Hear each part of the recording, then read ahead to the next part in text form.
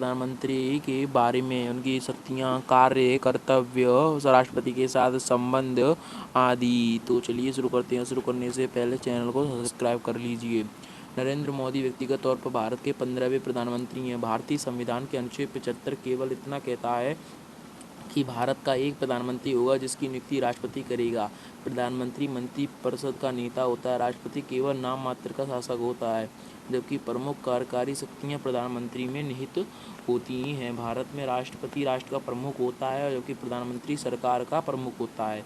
अर्थात भारत के संविधान में प्रधानमंत्री के पद को वास्तविक शक्ति प्राप्त होती है, जबकि राष्ट्रपति केवल नाम मात्र का शासक होता है।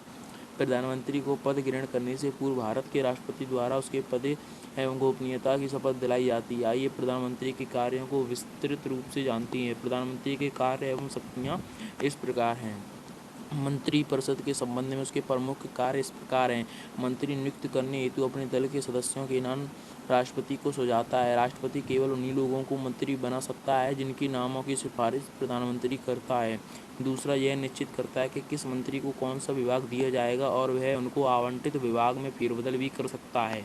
तीसरा, वह मंत्रिपरिषद की बैठक की अध्यक्षता भी करता है और अपनी मर्जी के हिसाब से निर्णय बदल सकता है।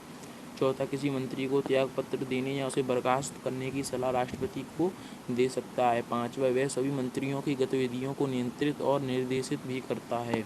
वह अपने पद से त्यागपत्र देकर पूरे मंत्रिमंडल को बर्खास्त करने की सलाह भी राष्ट्रपति को दे सकता है। अर्थात वह राष्ट्रपति को लोकसभा भंग कर नए सिरे से चुनाव करवाने की सलाह भी दे सकता है।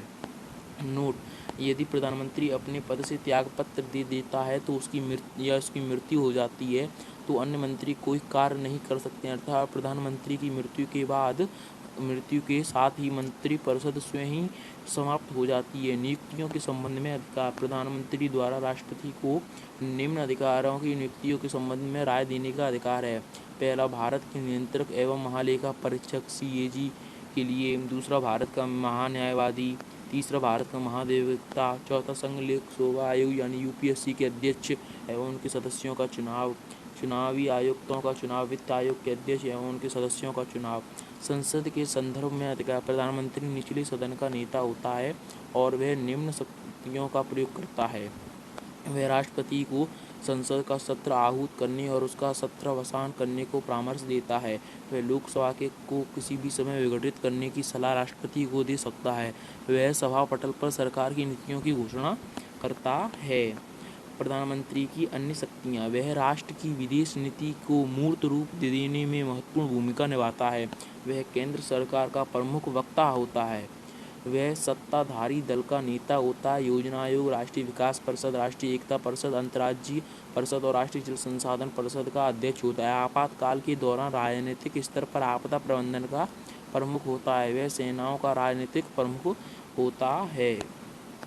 इसको आप देख लीजिए और समझ लीजिए। भारत में राष्ट्रपति के साथ संबंध प्रधानमंत्री के। राष्ट्रपति और प्रधानमंत्री के बीच संबंध निम्न दो अनुच्छेदों में दिए गए हैं। अनुच्छेद 74, राष्ट्रपति को सहायता एवं सलाह देने के लिए एक मंत्रिपरिषद होगी जिसका प्रमुख प्रधानमंत्री होगा। राष्ट्रपति प्रधानमंत्री की सलाह के अनुसार कार्य करेगा। हालांकि राष्ट्रपति मंत्रिपरिषद से उसकी सलाह पर पुनर्विचार करने के लिए कह सकता है और राष्ट्रपति इस पुनर्विचार के बाद दी गई सलाह पर कार्य करने के लिए बाध्य होगा, यानी उसे ये करना ही पड़ेगा। अनुच्छेद 75 कहता है कि अनुच्छेद 75 कहता है प्रधानमंत्री की नियुक्ति राष्ट्रपति करेगा। प्रधानमंत्री की सलाह पर वह अन्य मंत्रियों को भी नियुक्त करेगा। बी, मंत्री राष्ट्रपति के प्रसाद पर्यंत अपने पद पर बने रह सकती हैं। तीसरा यानी अनुच्छेद 75C कहता है मंत्रिपरिषद लोकसभा के प्रति सामूहिक रूप से उत्तरदायी होगी। प्रधानमंत्री के कर्तव्य: पहला, मंत्रिपरिषद के सभी कार्यों की रिपोर्ट राष्ट्रपति को सौंपना। दूसरा, देश में आपातकाल या कोई अन्य मामला जैसे विदेश नीति के संबंध में राष्ट्रपति को पूरी जानकारी देना। तीसरा, संघ के कार्यकलाप एवं प्रशासनक संबंधी मंत्रिपरिषद के सभी विनिश्चय पर राष्ट्रपति को सूचित करे। प्रधानमंत्री के कार्यों पर टिप्पणी करते हुए डॉक्टर अम्बेडकर ने कहा है कि यदि हमारे संविधान के अंतर्गत किसी कार्यकारी की यदि अमेरिका के राष्ट्रपति से तुलना की जाए तो वह भारत के प्रधानमंत्री होगा, ना कि राष्ट्रपति। इस प्रकार यह कहा जा सकता है कि भारत की संसदीय व्यवस्था में राष्ट्रपति केवल नाम मात्र का कार्यकारी प्रमुख होता है तथा वास्तविक कार्यकारी शक्तियाँ प्रधानमंत्री में निहित होती हैं। तो मैं आशा करता हूँ कि आपको वीडियो से कुछ जानकारियाँ मिली होंगी। तो थैंक यू, धन्यवाद, और चैनल को सब्सक्राइब कर देना।